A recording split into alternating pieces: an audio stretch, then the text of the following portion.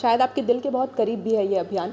तो राजधानी में कब से शुरुआत होने वाली है? बड़े पैमाने पे कार्रवाइयाँ हो रही हैं। आप देखेंगे कि ये कार्रवाइयाँ किस तरह से ज़िले में हम लोग बढ़ाएंगे और उसका फ़र्क ज़रूर अपराध की कमी के रूप में दिखेगा। सर, संतोष सर जो खुद प्रोफेसर बनना चाहते थे, उसके बाद यूपीएससी क्लियर किया, आईपीएस बने। इस बीच में सर मैडम से बनारस में कहाँ मुलाकात हुई? जब मैं कुछ नहीं था, हम लोग साथ मिले, फिर साथ रहे, एक दूसरे को सपोर्ट किए और आज हम लोग अच्छा फैमिली के हिसाब से हम लोग के 2 बच्चे हैं, तो काफ़ी अच्छी जर्नी हमारी रही है।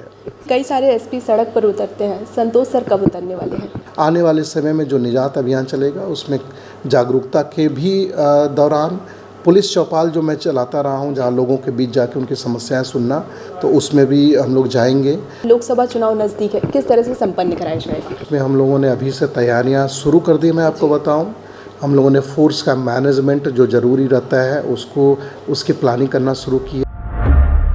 नमस्कार, स्वागत है आप सभी का लाइव कवर 24/7 में। आज हम आपके लिए लेकर आए हैं एक न्यूज़ शो अफसर का सफ़र, जिसमें आज हमारे साथ राजधानी रायपुर की एसएसपी 2011 बैच के आईपीएस संतोष कुमार सर जी हैं, जिनसे हम काफ़ी कुछ जानेंगे, उनकी जर्नी जानेंगे। साथ ही अभी उन्होंने रायपुर का पदभार संभाला है, तो किस तरह की चुनौतियाँ रहने वाली हैं, उन सब में बात होगी। सर, सबसे पहले तो आपको बहुत बहुत स्वागत है live cover. Thank you sir, मैंने जितना आपके बारे में पढ़ा है, सुना है, गाजीपुर से आप रहने वाले हैं। आपकी स्कूलिंग की बात की जाए तो शुरू से ही बचपन से आपने सरकारी स्कूल में पढ़ाई की है, नवोदय विद्यालय में पढ़ा है सर आपने, जो एक सपना होता है, उससे ही शुरुआत करते हैं सर थोड़ा। मेरी स्कूलिंग जो है वो नवोदय विद्यालय सरकारी जो रहता है उसमें मैंने की है। फिर मैं नवोदय के बाद मैं बनारस हिंदू यूनिवर्सिटी में मैंने ग्रेजुएशन किया और उसके बाद मास्टर्स पॉलिटिकल साइंस में मैंने किया।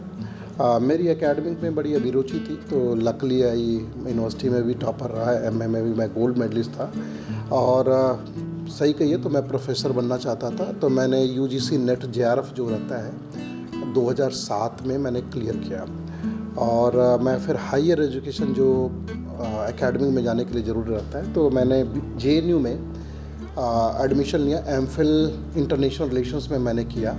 फिर मैं पीएचडी कर रहा था। इसी बीच जेएनयू में रहते हुए मुझे लगा कि सिविल सर्विस एक बेहतर ऑप्शन है जहाँ से आप ज़्यादा चेंज कर सकते हैं। फिर मैंने सिविल सर्विस की तैयारी की और माता पिता के आशीर्वाद से, ईश्वर की कृपा से सेकेंड अटेम्प्ट में मेरा सिलेक्शन हुआ। छत्तीसगढ़ कैडर अलॉट हुआ, पुलिस अलॉट हुआ। फिर छत्तीसगढ़ में अलग अलग राज्यों में अलग अलग जिलों में काम करने का मौका मिला। सर, आपने 10th के बाद मैथ्स लिया। लोग अधिकतर इंजीनियर के फील्ड में जाते हैं, लेकिन आप 12th में भी आपका अच्छा परसेंट रहा, 85%। उसके बाद आपने बीए चूज़ किया, कोई खास वजह? देखिए, ये मेरा मानना है कि आप जो चीज़ पसंद करते हैं वो बहुत अच्छे से कर सकते हैं, पैशनेटली कर सकते हैं। भीड़ में आपको लगने की ज़रूरत नहीं है। कुछ ऐसा ही मुझे फील हुआ कि मैथ तो मैं साइंस से मैंने किया, लेकिन मुझे लगा कि मेरी स्वाभाविक अभिरुचि जो है राजनीति शास्त्र और अंतर्राष्ट्रीय संबंधों में है। तो इसलिए मैंने डिसाइड किया कि मैं बीए करूँगा, मैं बीटेक नहीं करूँगा। तो उस समय काफ़ी मेरे दोस्तों ने और बहुत सारे लोगों ने कहा भी कि ये क्या करने वाले हैं, क्यों कर रहे हैं, लेकिन मुझे लगा कि मेरा डिसीजन सही है, मुझे ये करना चाहिए। और लकली मैंने बहुत अच्छा एकेडमिक्स में जाने के बाद किया भी। रीज़न यही था कि मैं उस चीज़ को पसंद करता था। सर, आप पढ़ाई में बहुत अच्छे थे, एमए में आपको डबल गोल्ड मेडलिस्ट मिला। सर, डबल गोल्ड मेडलिस्ट क्या होता है?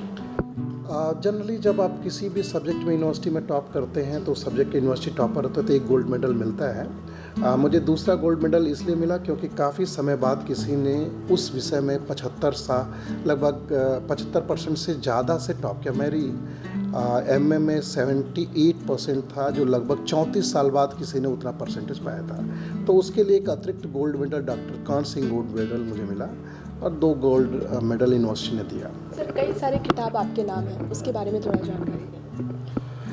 देखिए, पुलिसिंग में मेरी बड़ी स्वाभाविक अभिरुचि रही है। विशेषकर कम्युनिटी पुलिसिंग में मेरा काफ़ी फोकस रहता है, लोगों से इंटरेक्ट करना और उसके बाद उनकी मदद से पुलिसिंग करना। महासमुंद में रहते हुए हम लोगों ने चाइल्ड फ्रेंडली पुलिसिंग शुरू की, जो बाद में स्टेट में लगभग 100 थानों में शुरू किया गया। उस अभियान को काफ़ी सराहा गया। ये बच्चों के प्रति सेंसिटिविटी का अभियान था। इसको champions of change award vice president से भी मिला। रायगढ़ में रहते हुए कोविड के समय रायगढ़ पुलिस ने कुछ सबसे अच्छा काम किया, जिसको BPRND ने भी बड़ा उसको देश के सबसे अच्छे कामों में उन्होंने चुना उसको।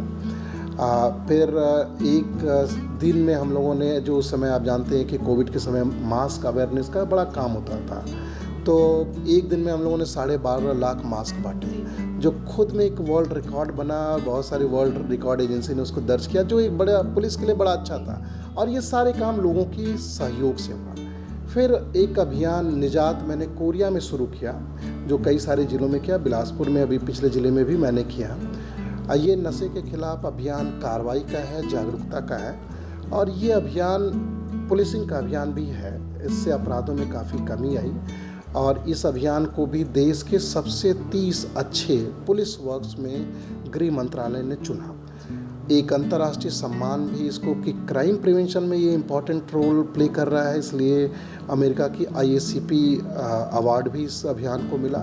तो कहीं ना कहीं कुछ अच्छे काम हुए जो पुलिस यूनिट्स ने किया, पूरी मेरी पुलिस टीम ने किया, लोगों के सहयोग से, और उसको एक रिकॉग्निशन मिली, एक पहचान भी मिलती रही। सर, आपके नाम के साथ निजात अभियान जुड़ा हुआ है, शायद आपके दिल के बहुत करीब भी है ये अभियान। तो राजधानी में कब से शुरुआत होने वाली है? देखिए, निजात अभियान एक ऐसा अभियान है जिसमें कार्रवाई, जागरूकता और काउंसलिंग 3 एलिमेंट हैं। और कार्रवाई बेसिकली पुलिस का काम है। आप जानते हैं कि नशे के खिलाफ पुलिस कार्रवाई करती है। इस अभियान के दौरान हम लोग कार्रवाइयाँ कई गुना बढ़ाते हैं। 0 टॉलरेंस हम लोग अपनाते हैं, कार्रवाइयों में कोताही नहीं रखते, ताकि अपराधियों में, ड्रग पेडलर में, इलिसिट लीकर बेचने वालों में डर खौफ बने, जो होता रहा है। कार्रवाई के साथ साथ जागरूकता हम लोग समाज के सभी वर्गों को साथ लेते हैं, क्योंकि मेरा मानना है कि ये नशा जो है एक सोशल इविल भी है।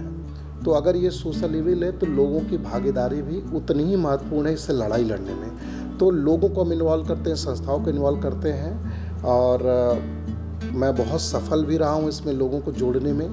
काउंसलिंग से हम लोगों ने सैकड़ों लोगों को नशे से निजात दिलाई है। तो ये अभियान काफ़ी अच्छा अभियान रहा है। मैं इसको बड़ा पैशनेटली करता हूँ। रायपुर में भी इसकी उतनी आवश्यकता है। मेरे ज्वाइन करने के बाद मुझे पता चला कि यहाँ बहुत सारी ड्रग्स का इश्यूज़ है, और विशेषकर मैं आपको बताऊँ, सबसे बड़ी बात, छत्तीसगढ़ की नई सरकार की प्राथमिकताओं में नशे के खिलाफ कार्रवाई करने में सबसे ऊपर प्राथमिकताओं में से है पुलिस की। तो इसमें हम लोग इस अभियान को, मैं कहूँ, ऑफिशियली हमने अभी इनॉग्रल नहीं किया, लेकिन इसको शुरू कर दिया है। और हमारी कई सारी टीमें अभी कार्रवाई के लिए दूसरे स्टेट में नेटवर्क खोजते हुए भी गई हैं, जो हम लोग को सफलता अभी मिलने की उम्मीद है।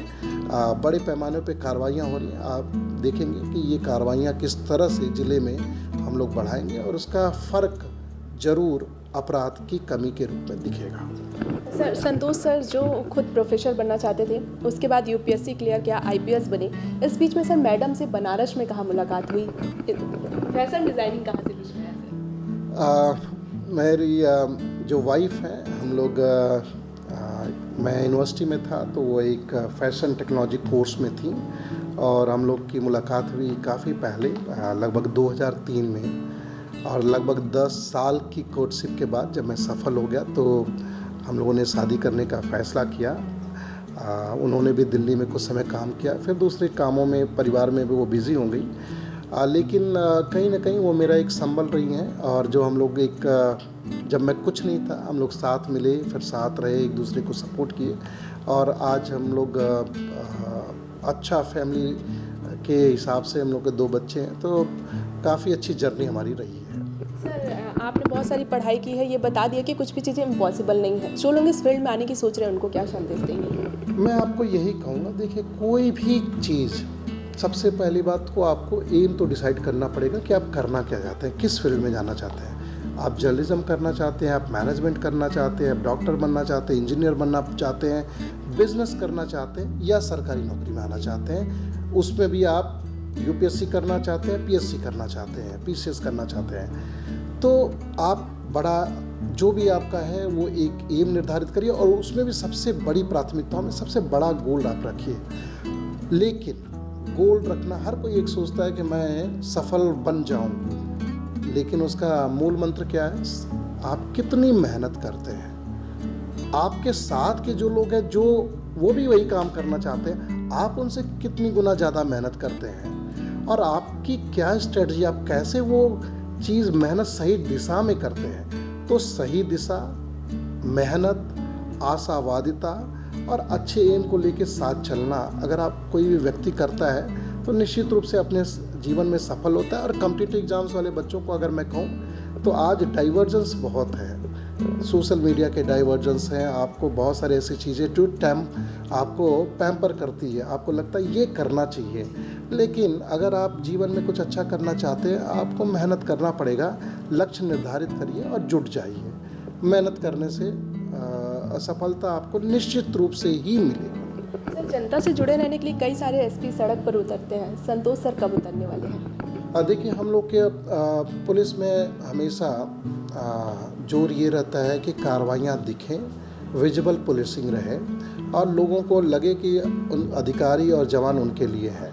तो हम लोग समय समय पे लोगों के बीच इवन हायर ऑफिसर्स भी जाते हैं। आने वाले समय में जो निजात अभियान चलेगा उसमें जागरूकता के भी दौरान पुलिस चौपाल जो मैं चलाता रहा हूँ, जहाँ लोगों के बीच जाके उनकी समस्याएं सुनना, तो उसमें भी हम लोग जाएंगे। और न केवल मैं बल्कि पूरे वरिष्ठ अधिकारी समय समय पर लोगों से इंटरेक्ट करते रहेंगे, क्योंकि ये एक फीडबैक मैकेनिज़्म की तरह भी काम करता है जो अपराधों को रोकने में मदद करता है। सर, मेरा आखिरी सवाल है, लोकसभा चुनाव नज़दीक है, किस तरह से संपन्न कराया जाएगा? लोकसभा के चुनाव जो अभी आसन्न है उसमें हम लोगों ने अभी से तैयारियां शुरू कर दी। मैं आपको बताऊं, हम लोगों ने फोर्स का मैनेजमेंट जो ज़रूरी रहता है उसकी प्लानिंग करना शुरू की है। प्रिवेंटिव एक्शंस, माइनर एक्शंस के टारगेट्स हमने निर्धारित किए हैं अभी कि कितना करना है, पहले कैसे हुआ है, किन एक एरिया को फोकस करना है ताकि कोई भी असामाजिक तत्व इलेक्शंस में न्यूसेंस न कर पाए। सबको सुरक्षा, नागरिकों को सुरक्षा देना ताकि सभी लोग फ्री फेयर तरीके से वोटिंग कर पाएँ और कहीं भी अप्रिय घटना ना घटे। इसके लिए हम लोगों ने तैयारियां शुरू कर दी हैं और अब ज़्यादा दिन नहीं है, उसको धरातल पे भी एक्शंस में अब आप देखेंगे। सर, आपका बहुत बहुत धन्यवाद। Thank you. तो हमारे साथ बने हुए थे रायपुर के एसपी संतोष सिंह जी, जिनसे हमने काफ़ी कुछ जाना। और भी ऐसी खबरों के लिए बने रहें लाइव खबर 24/7 के साथ।